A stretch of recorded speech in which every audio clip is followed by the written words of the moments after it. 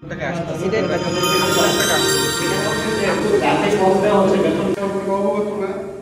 যেহেতু চালু হয়েছে এবং এটা প্রচারণার মাধ্যমে আরো মানুষ জানবে কুয়েতে, প্রায় 3 লাখ প্রবাসী আমাদের কুয়েতে।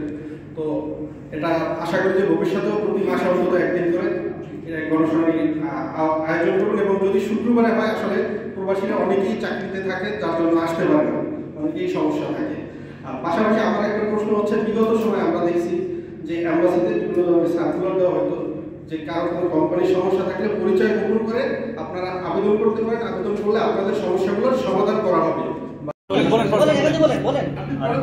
বলেন, আপনি তারাই বলেন। আসতেছে টুরিস্ট ভিসা বাংলাদেশিদের জন্য হয় না স্যার, এটা আমি জানি স্যার, যেহেতু আমি দীর্ঘদিন ধরে এখানে আছি। বাংলাদেশিদের টুরিস্ট ভিসা হয় না, যারা পূর্বে বা এখন আসতেছে সবাই ওয়ার্ক পারমিট আসতেছে।